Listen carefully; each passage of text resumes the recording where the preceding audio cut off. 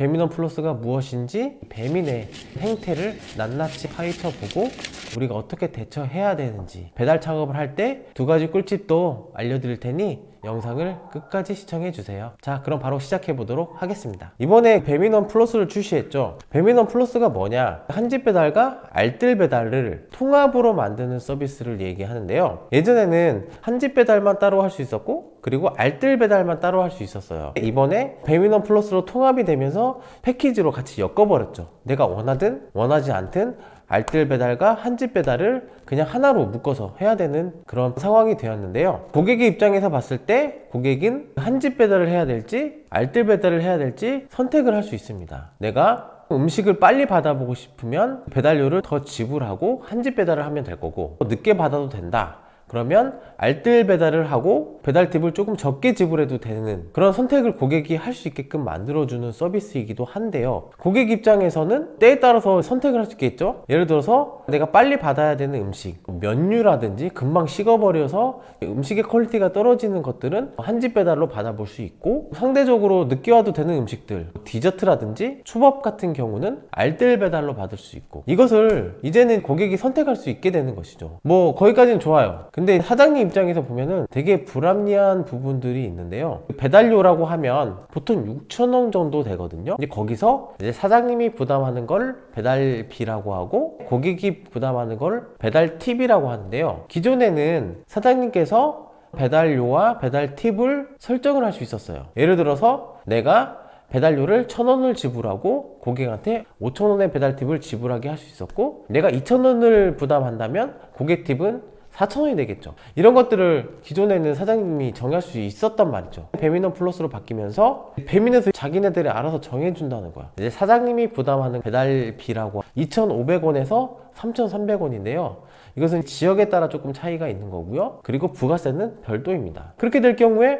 피해를 보는 곳은 어느 곳이냐? 객단가가 낮은 곳이 있잖아요. 건당 단가가 10,000원이라고 가정을 해볼게요. 배달 팁을 고객한테 많이 부담을 시켰단 말이에요. 뭐 5,000원을 고객한테 부담시키거나 전액을 고객한테 부담시켰었는데 이제는 그걸 할 수 없게 된 거죠. 무조건 1,500원에서 3,300원을 배민에서 정해져 버린 거죠. 그런 사장님께서는 배민원 플러스를 할 경우에 수익 구조가 안 나오는 상황이 된 거죠. 또 한 가지 예를 들면, 굳이 배달료를 많이 줘가면서 고객을 유치할 필요가 없는 소문난 맛집들 같은 경우에는 배달 팁을 고객한테 6,000원을 다 부담시켰단 말이죠. 이것도 배민에서 정해준 배달 팁을 적용을 해야 되기 때문에 피해를 보게 되는 상황이 생겨버린 거죠. 그래서 배민이 지금 욕을 먹고 있는 이유라고 생각을 합니다. 기존에 배민이 과금했던 것들을 살펴보자면, 울트라콜이라는 서비스를 만들어서 깃발이죠. 깃발 하나당 부가세 포함해서 88,000원. 이거를 꽂으면 그 반경에서 뭐 업종마다 틀리지만 뭐 대략 뭐 1.5kg에서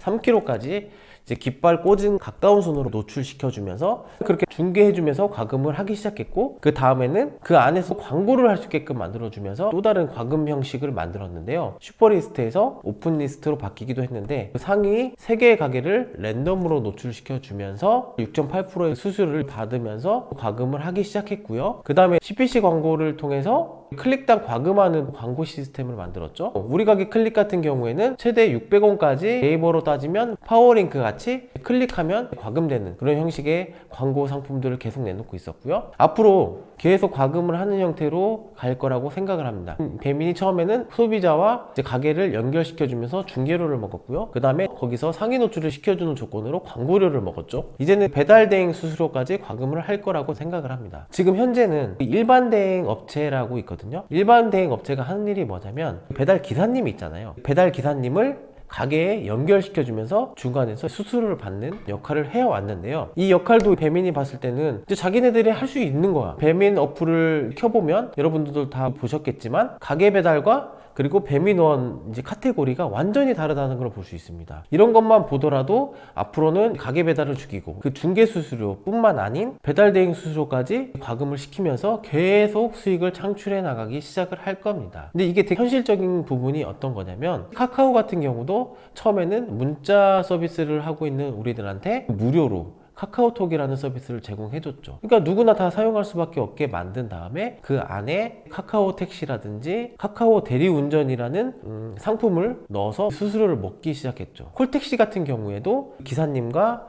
소비자를 연결해주는 회사가 있었고요. 그 다음 대리운전 같은 경우도 대리기사님과 소비자를 연결해주는 중개회사가 있었잖아요.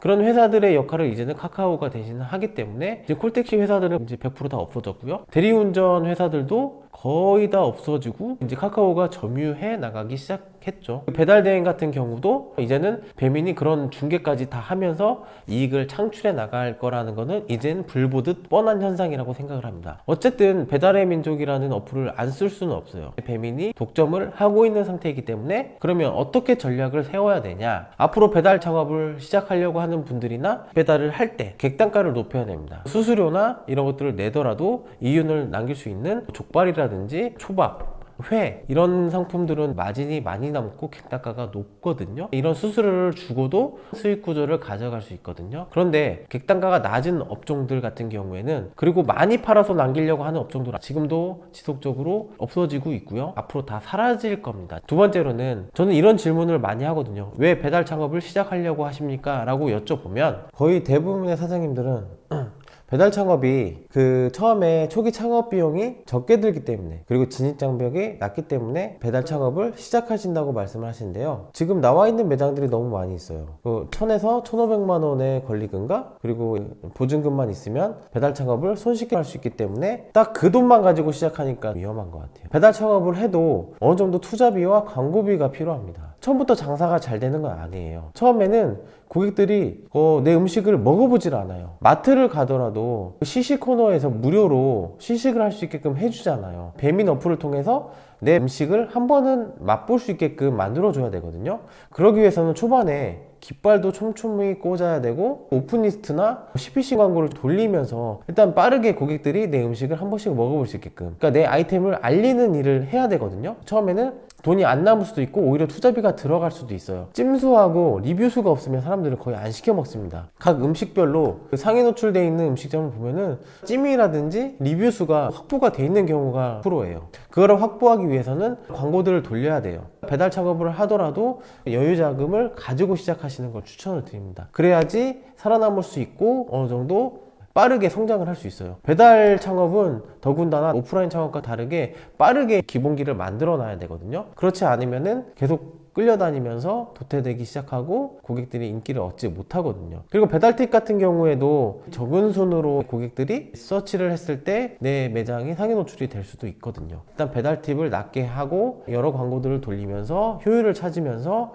내 아이템의 본질과 진정성을 더한다면 성공하는 매장이 될 수 있을 겁니다. 이런 점들을 유의하면서 배달 작업을 시작을 하셨으면 좋겠고요. 오늘 준비된 영상은 여기까지입니다. 감사합니다.